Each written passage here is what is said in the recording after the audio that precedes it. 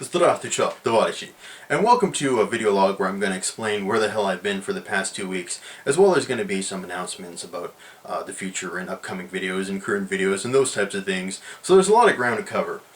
So this video log might be a little bit longer than other video logs that I've done, so bear with me, I guess. Anyway, let's start with where the hell I've been.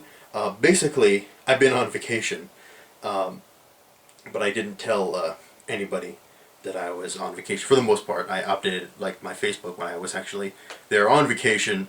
But for the most part, nobody knew where the hell I was, what the hell I was doing. But there was a method to my madness there, which we'll talk about in a little bit.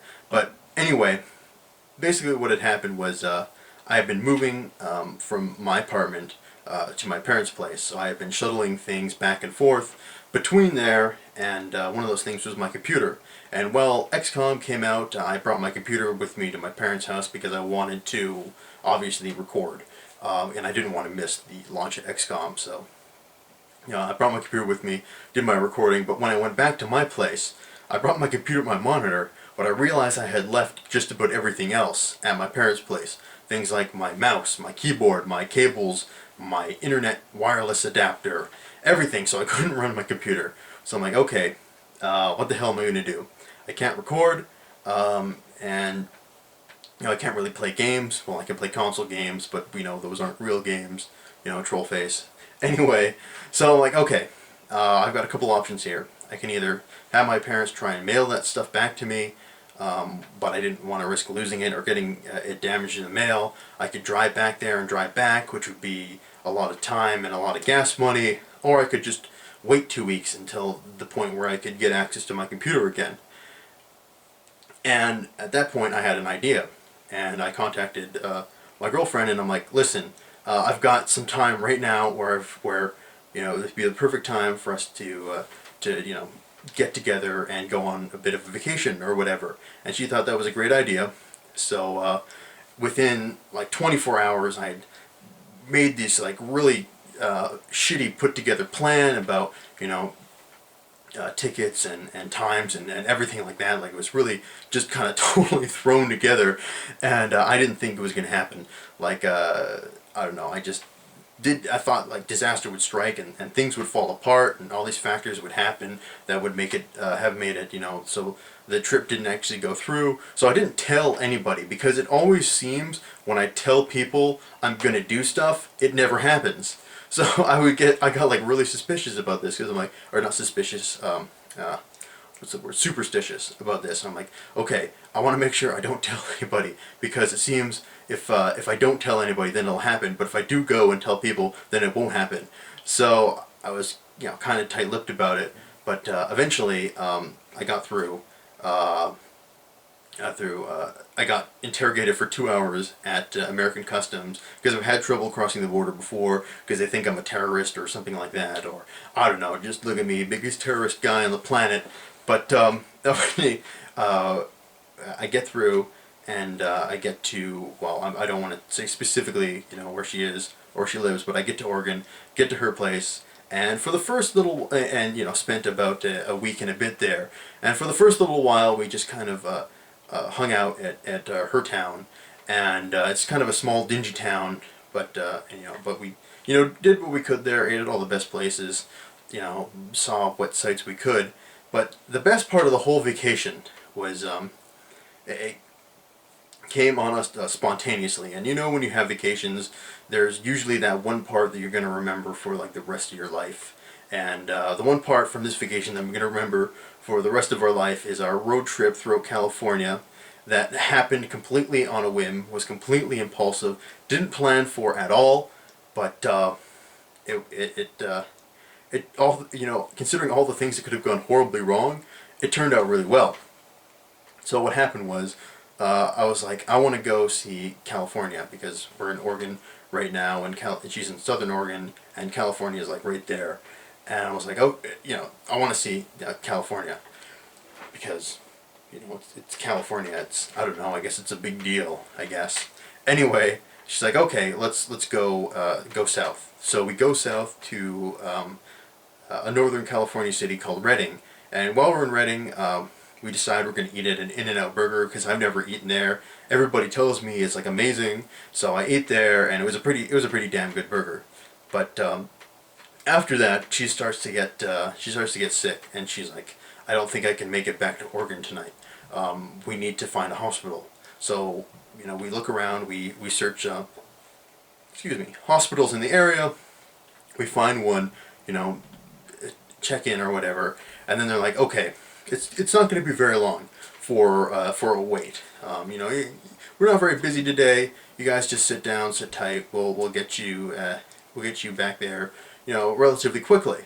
We're like, okay, and whatever. So we sit down, and 5 hours later, eventually we finally get to go back, and by this time, we had gotten there at about 11 o'clock. So by the time they finally check us in, it's like 4 in the morning. And the reason why it took so long was because it was either just before or just after we had arrived, some dude had been shot in the face. So there's complete and utter chaos. His parents are there. This guy. So he'd been shot in the face. So we took like the entire hospital's like resources at the time or whatever. So yeah, his parents are there. They're freaking out. Police officers are there. It's crazy. The whole scene is crazy. But eventually, we get back there. They check her in. They give her some medication. They do some tests on her. And about 6-7 hours later, they decide, okay, you're good to go. Whatever happened, it was like a temporary thing or whatever. But you're good for now. So they discharge us.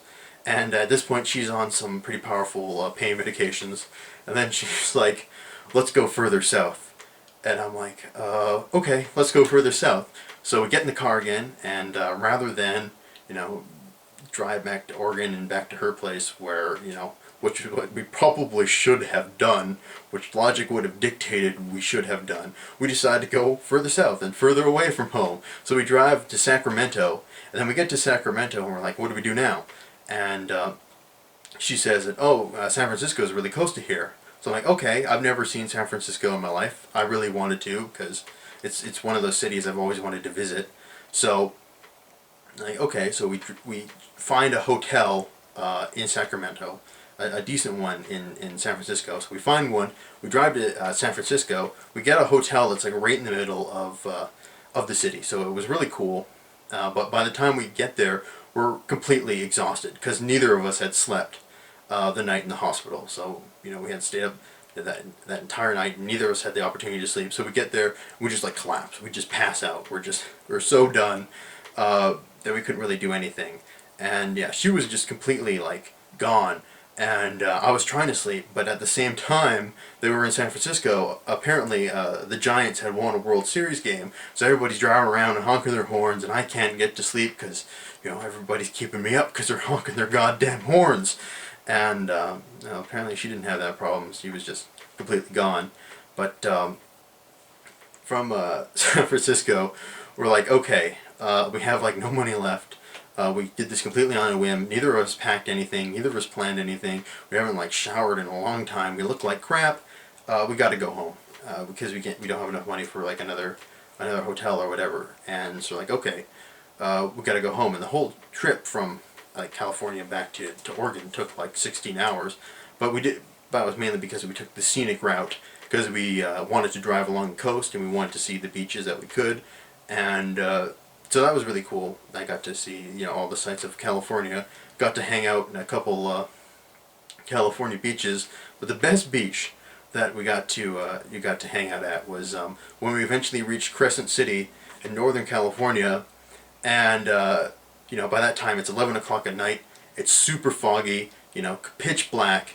And she's like, I really want to see the beach. So we find a park, and we pull in, and we get out, and I get out of the car and I like survey the scene, and it's like really spooky because, like I said, completely foggy. You can't see anything, within like a 5-foot distance in front of you, and then you hear in the distance, like the sounds of the ocean, like foghorns, and you also hear like sea lions, and they're really, really close. So I'm getting a little bit antsy. I'm getting a little bit anxious about this whole thing. And she's like, let's go play in the water, let's go play in the water. I'm like, okay, let's go play in the water. But the whole thing is like, and then she starts like talking about sea lions and like how they're really aggressive and they'll attack you if you get close. And I don't know shit about sea lions, so I'm just taking her on her word. I mean, I thought like sea lions were like passive animals or whatever, and they wouldn't bother you, but apparently not. But so like, okay, but this whole time she's like riling me up and like saying like, you know, we all these terrible things that could happen, and like there's, you know, these sea lions are going to attack us and kill us and whatever, and I'm getting more freaked out. And eventually, so we get to the water, and then she goes along the rocks, and then she looks over this big rock, and on the other side of this big rock is a giant sea lion right there, and I like turns around and it's like, who the fuck are you? And she gets freaked out, I get freaked out, we run back to the car, and then she looks at me and she's like, I want to go back in the water again. I'm like, no, no, I'm like super anxious, and she's like, oh, come on, come on, come on. And eventually I'm like, okay, let's go back in. So we go back in, and we go away from the rocks this time into where it's darker and more foggy, but you know, we play around and it was a lot of fun, and eventually we're like, okay, let's go back home. So we, from the beach, we went back home to Oregon and spent the next couple days just recovering from our trip. But to me, that's like stuff I just never do. Like, I'm not really an impulsive guy, and I'm a meticulous planner, and I like to plan everything and set everything up. But, you know, she brings out, for better or for worse, this, you know, impulsive side in me where I'm willing to go, you know, let's fucking, after we get discharged from the hospital, let's drive all the way to, like, San Francisco with no money and no clothes, and, you know, see what happens. So it was a ton of fun, but I really wish I was still there. I didn't want to come back, but, you know, duty calls. So I'm back in Canada, and it's back to, one, making videos. I don't want to sound depressed about it because I love making videos, but I just would rather be making videos in, you know, some beach in California right now. But I'm also starting a new job on the 8th, which is a really good job. I'm really stoked about that. It's going to be probably the best job I've ever had. High paying, most high paying, you know, full time, you know, the works. So I'm really excited about that, to actually start making some real money and banking it away, and then hopefully, you know, take that money and see, you know, what I can do with it once I've saved up a sizable amount of change. So anyway, back to like the videos themselves. XCOM's still going on. I'm sooner or later going to wrap up Civ 5, which has been going on for a long time. Sooner or later going to wrap up Crusader Kings 2, which has been going on for a long time. But there are a couple games that I'm going to be checking out and bringing to you guys. Some more older retro games, because I feel like I haven't done one in a long time. Also, I want to, where is it? Here it is. Do the sequel to Stalin Subway. I found, I have the actual sequel here, and I was reading the back, and the back is hilarious because there are actual spelling and grammatical mistakes in it. I've never seen that on the back print of a video game box before. So, like my favorite one is improved AI makes the enemies more dangerous and cunning. They will advantage of the elements of the scenario and will use the best weapon available, and will even look for help if they need it. Just also authentic weaponry, including those that have never been offered in a computer game, such as Cocktail Molotov. And I'm just like, oh god, you know, if the box itself is like this crappy, I have to play the game at some point. I also really wanted to do like a Halo 4 Let's Play, because it's coming out in a couple days. So when I got home, I plugged in my capture unit here, and then it started smoking, and then it started like, you know, getting on fire, or well, it didn't actually like burst into flames, but yeah, it started smoking. And you can still smell it. It still smells like burnt plastic in here, and so yeah, it just like fried itself. It just committed like ritual suicide. So it's done, which really sucks, because there were a couple games on console that I really wanted to do a Let's Play of and record video for. But we'll, so once I get the money, I will replace this thing But don't count on it for a couple months at least. Or I'm trying to see if maybe I can get warranty on it, maybe get it replaced. But I don't know. That's probably a crapshoot. But that was really shitty. That was like the shittiest thing about the whole move, was coming and plugging this thing and finding it out that it had been fried. Even though I don't do that many console let's plays or whatever, it's just still sucks not to have the option to do them, especially when like you wanted to do them. And I get really upset when my Apple card is overturned and I've got a plan in my head of what I want to do, and then it doesn't work out. It always frustrates me.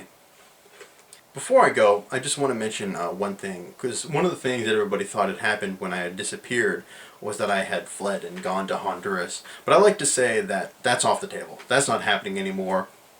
I'm staying here in Canada for the foreseeable future, for quite some time. We'll see where things are 6 months, a year from now. But right now, just staying here, gonna work. So I'm just going to enjoy myself, and so yeah, I'll be here for games like Company of Heroes 2 and hopefully Rome 2 Total War. And by the way, if you haven't seen the battle footage of it, just oh my god, just go and watch that, and just if you don't orgasm like 5 times while watching that, you just I don't know, it was amazing. Anyway, so I'll be here. So I'm not fleeing to any third world country right now or anytime in the foreseeable future. So you guys can calm down about that. Let's Plays will continue again for the foreseeable future. So sorry to worry people. I probably shouldn't have jumped the gun like that, especially when nothing had been confirmed or anything like that. So yeah, don't worry. We're here. We're in production probably for the rest of my life. Anyway, this has been Joseph Eastron of Stalin, signing off for now, and I'll see you guys next time.